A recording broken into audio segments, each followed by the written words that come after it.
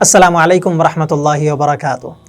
عزیز ناظرین، اس ویڈیو میں ہم ڈسکس کریں گے کہ کیا قراءت قرآن میں ایکو سسٹم کا استعمال کرنا جائز ہے یا جائز نہیں ہے، یعنی کہ قرآن کریم کی جو ویڈیوز ہوتی ہیں یا پھر جو آڈیوز ہوتی ہیں ان کی ایڈیٹنگ میں ایکو سسٹم لگایا جاتا ہے۔ اکثر آپ نے دیکھا ہوگا کہ جو موبائل فون پر اسٹیٹس لگائے جاتے ہیں قرآن کریم کے، ان میں ایکو سسٹم ہوتا ہے، آواز ایک سے زائد مرتبہ سنائی دیتی ہے۔ اس کے علاوہ مساجد میں آپ نے دیکھا ہوگا لاؤڈ اسپیکرز پر ساؤنڈ سسٹم میں ایکو سسٹم لگایا جاتا ہے۔ نماز کے اندر بھی اس طرح کیا جاتا ہے، نماز کے علاوہ بھی اس طرح کا عمل کیا جاتا ہے۔ ایکو سسٹم کہتے ہیں ایک سے زائد مرتبہ کا آواز سنائی دینا، آواز کا تکرار ہونا، آواز میں عمدگی اور حسنگی آنا، آواز اچھی لگنا سننے میں، اس کو ایکو سسٹم کہا جاتا ہے۔ عزیز ناظرین، فقہاء کرام نے اس بارے میں فرمایا ہے کہ ایکو سسٹم کے استعمال میں دو پہلو ہیں۔ پہلا جائز اور مستحب بھی ہے، لیکن جو دوسرا ہے یہ مکروہ ہے، ناپسندیدہ ہے۔ پہلا پہلو یہ ہے کہ قرآن کریم کو عمدہ اور اچھی آواز کے ساتھ پڑھنا یہ مطلوب اور پسندیدہ عمل ہے، مستحب بھی ہے۔ رسول اکرم صلی اللہ علیہ وسلم ارشاد فرماتے ہیں کہ تم اپنی خوش آوازی کے ذریعے قرآن کریم کو زینت دو، قرآن کریم کو پرکشش بناؤ۔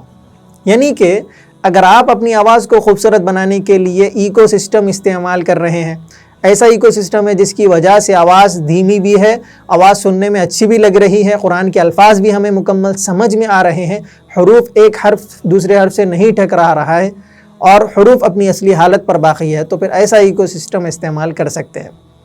دوسرا پہلو یہ ہے کہ اکثر دیکھا جاتا ہے کہ جو ایکو سسٹم استعمال ہوتا ہے اس کی وجہ سے آواز بہت بلند ہو جاتی ہے اور قرآن کے الفاظ ہمیں سمجھ میں نہیں آتے، ایک حرف دوسرے حرف سے ٹکرا رہا ہے یا پھر حروف ہمیں صحیح سمجھ میں نہیں آ رہے، تو پھر اس طریقے کا ایکو سسٹم استعمال نہیں کرنا چاہیے جس میں آواز گونج رہی ہو، بہت زیادہ بلند آواز ہو۔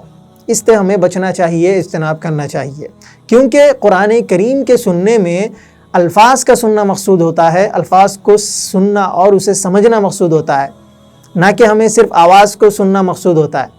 صرف آواز ہم سن رہے ہیں اچھی ہے، لیکن الفاظ ہمیں سمجھ میں نہیں آ رہے اور سننے میں ایک حرف دوسرے حرف سے ٹکرا رہا ہے، تو پھر قرآن کے سننے کا کوئی فائدہ نہیں ہوگا۔ آج کل بہت دیکھا جاتا ہے کہ لوگ قرآن کریم کو ایڈٹ کر کے ویڈیوز اور آڈیوز میں شیئر کرتے ہیں، نشر کرتے ہیں، تو اس میں یہ احتیاط نہیں رکھتے۔ اللہ تعالی ہم تمام کو احتیاط کی توفیق عطا فرمائے، قرآن مجید کو کما حقہ پڑھنے، اس کی تلاوت کرنے کی توفیق عطا فرمائے اور مرتے دم تک قرآن کریم کے احکامات پر عمل کرتے رہنے کی توفیق عطا فرمائے۔